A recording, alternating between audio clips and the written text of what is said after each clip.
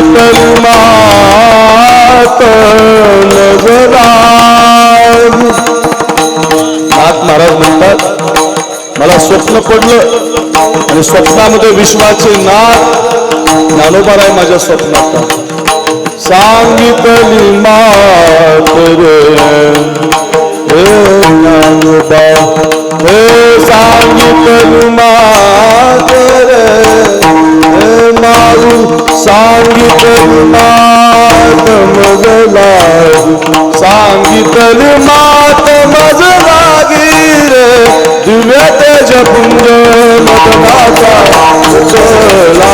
दिव्य तेज पुंज मदनाचा उचला उचला. स्वप्न पडले म्हणे मला आणि स्वप्नामध्ये काय आलं सांगितली मात मज लागी. काय सांगितलं दिव्य तेज पुंज मदनाचा पुतळा परब्रह्म केवळ बोलत असे.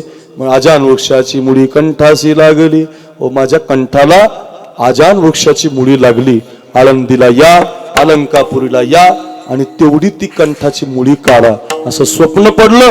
कुणाला नाथ महाराजांना. आणि नाथ महाराज ते स्वप्न पडल्यामुळं ज्ञानोबारांचा अनुग्रह झाल्यामुळं ज्ञानोबा समोर दिसल्यामुळं त्या ज्ञानोबारांच्या शोधार्थ पैठणहून दिंडी घेऊन आली. आळंदीला पहिली दिंडी कुणी आणली नाथ महाराजांनी आणली त्या काळात. आणि मग नाथ महाराज दिंडी घेऊन आले. हो का 125 वर्ष ज्ञानोबारांची समाधी मातीखाली होती. 125 वर्ष असा इतिहास आहे सह्याद्री खंडामध्ये. 125 वर्ष ही फार महत्वाची भूमी आहे महाराज. ही आळंदी या आळंदीला पूर्वी अलंकापुरी म्हणायची. आता या युगातलं नाव अलंकापुरीच आहे पण त्याला आळंदी नाव का पडलं ज्ञानोबारांची समाधी झाल्यापासून याला आळंदी म्हणायला लागेल. नाही तर अगोदर ते अलंकापुरी रम्य सिंहासनस्थम आपण मनामध्ये म्हणतो की नाही. पदांबोज तेजस पुरदिक प्रदेश विधिंद्रादिदेव सदा स्तूयमानम समाधिस्थ मूर्तिं भजे ज्ञानदेव आपण म्हणतो की नाही. अलंकापुरी शांती ब्रह्म मारुती बाबा म्हणतात. कुठेही ते बोलायचं म्हटलं की एवढंच असतं. अलंकापुरी पुण्यभूमी पवित्र तिथे नांदतो ज्ञान राजा सुपात्र तया ठविता महापुण्य राशी नमस्कार माझा सद्गुरु ज्ञानेश्वराशी. आमच्या मराठवाड्यात असं नमस्कार म्हटलं की बाय असं मान कोणी घ्या मान आपोआप खाली जाणार ना. सवयच लागली. हरिपाठाची सुरुवात केली की मान खाली घात. नमस्कार शब्द आला की मान खाली जाते. महाराज संस्कार हो तुम्ही सगळ्यांनी माना खाली घातले म्हणून मला आठवत. चला कशासाठी सांगतो. हो अलंकापुरी नाव होतं. आळंदी का झालं. आळंदी का झालं ज्ञानोबा बसले. आळंदी शब्दाचा अर्थ गुरुवर्य चैतन्य महाराजांनी सांगितला देगलूरकरांनी. काय गोड अर्थ महाराज. इतका गोड अर्थ समाजाला शिकला कळायला पाहिजे. काय अर्थ आळंदी शब्दाचा अर्थ म्हटलं आळम म्हणजे पुरे. आळम म्हणजे पुरे पुरे. आणि ददाती नावाचा त्याला धातू लागला उपसर्ग लागला की म्हणून त्याला पुढे शब्द वाढवला. आलम ददाती आलंदी म्हणजे ददाती नावाचा जो धातू आहे.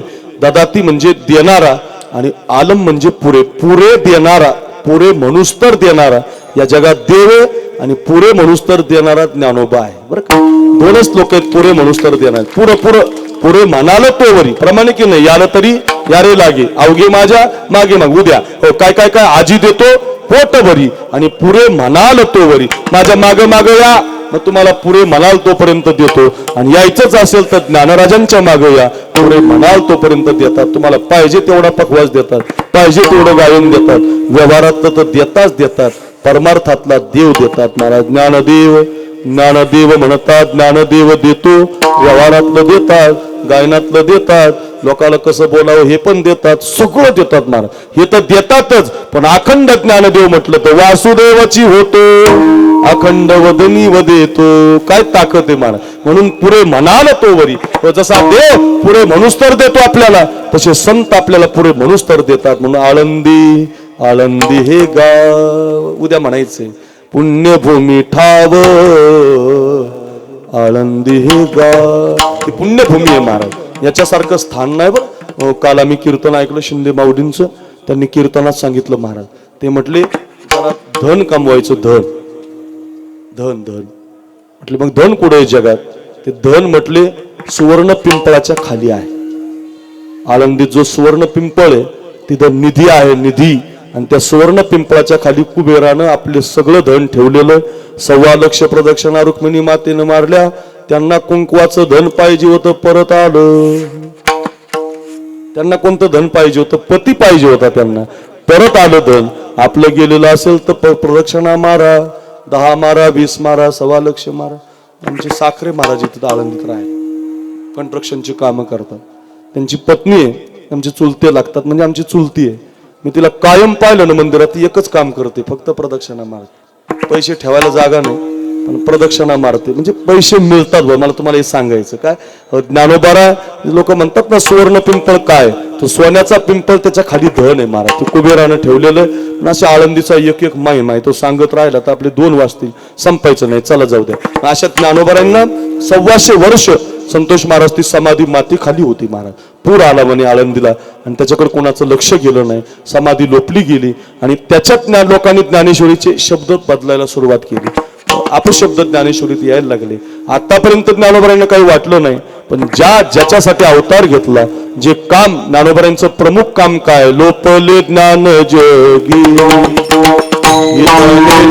ती कोणी, लोपले ज्ञान जोगी.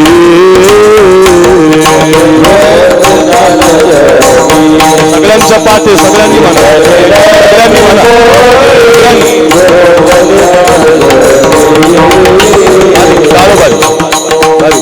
खालचे म्हणा, खालचे माग म्हणा.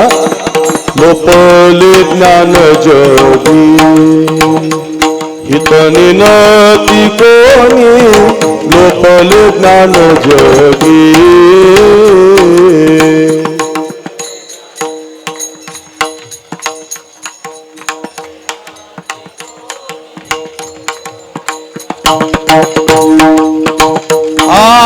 अवतार पांडुरंग नाव ठेविले ज्ञानी,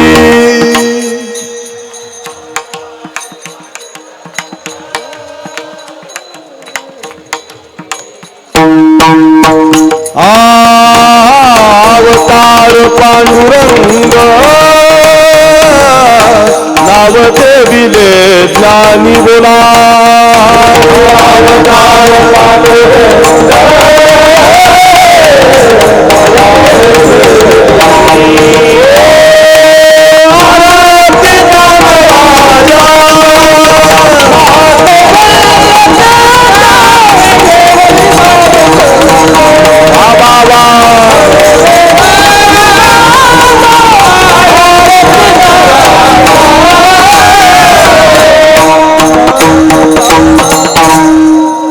अवतार पांडुरंग नाव ठेविले ज्ञान.